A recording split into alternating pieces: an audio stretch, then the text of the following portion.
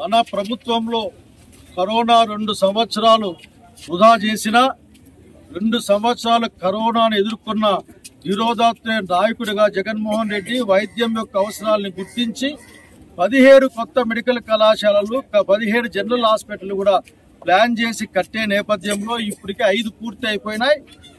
పిల్లలు చదువుకుంటా ఉన్నారు. ఇంకా 5 పూర్తినే జరగాల. ఈ సమయంలోనే మనకు ఓటమి సంభవించింది. ఆ ఓటమికి అనేక కారణాలు. జగన్మోహన్ రెడ్డి గారు ప్రజల కోసం రోడ్డు మీద నిలబడి రోజున పోరాటం సాగించే కార్యక్రమం చేస్తా ఉన్నాడు. ఆయన నాయకత్వంలో ఈ నెల 28వ తారీఖున రాష్ట్ర వ్యాప్తంగా ఉన్న నియోజకవర్గ కేంద్రాల్లో ఒక పెద్ద ప్రదర్శన ర్యాలీ ఉంటుంది. ఈ ర్యాలీ చూసి కూటమి ప్రభుత్వం గుండెల్లో రైళ్లు పరిగెత్తాలి. అసలు ఈ ర్యాలీ గురించి తలుచుకుంటుంటేనే ఆఖరి కనీసం నిద్ర పట్టకూడదు.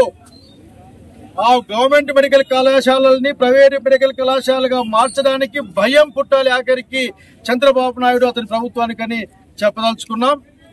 ఇది ప్రజల కోసం ఇది ప్రజల కోసం చేసే కార్యక్రమం. ప్రజా ఆస్తుల్ని కాపాడే కార్యక్రమం.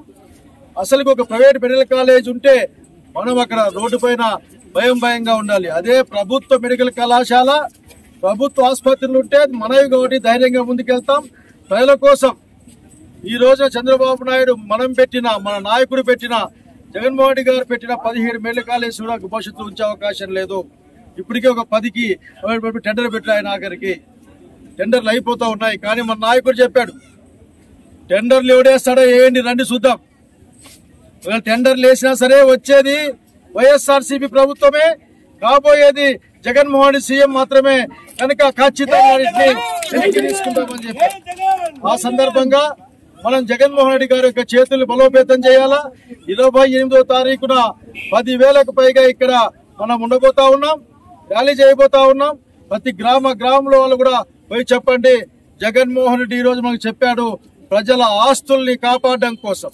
అట్లాగే ఈ ప్రభుత్వం యొక్క దుర్మార్గమైన విధానాల్ని, దుర్మార్గమైన ఆలోచనల్ని ఎండగడ్డం కోసం కూడా కార్యక్రమం ఉపయోగించుకోవాలి. జగన్మోహన్ రెడ్డి గారి నాయకత్వాన్ని సాగే పోరాటం సింగరమలంటే వైఎస్ఆర్సీపీ కంచుకోట. అది ఈ కంచుకోటలో ఖచ్చితంగా ప్రత్యర్థుల కూటమి నాయకుల గుండెల్లో వైఎస్ఆర్సీపీ కార్యకర్త నిద్రపోయే రోజు వచ్చింది.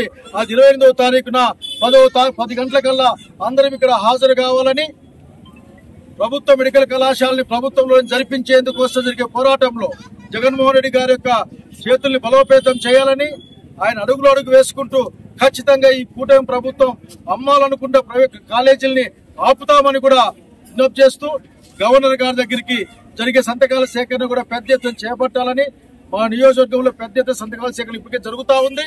ఇవన్నీ కూడా ప్రజల ఆస్తుల్ని ప్రజల కోసం ఆపడానికి, ఖర్చు పెట్టడానికి, బీద బిక్కి చిన్నపిల్లలు చదువుకునే వాళ్ళుంటే చాలు ప్రభుత్వ కళాశాలలో సీట్లు వస్తాయి. డబ్బులు కడితేనే ప్రైవేట్ కళాశాలలో సీట్లు వస్తాయి. కాబట్టి ప్రైవేట్ వైద్య కళాశాలని ఆపాలని డిమాండ్ చేస్తూ ఈ కార్యక్రమం తీసుకెళ్తున్నాం. జై జగన్, జై జగన్, జై జగన్.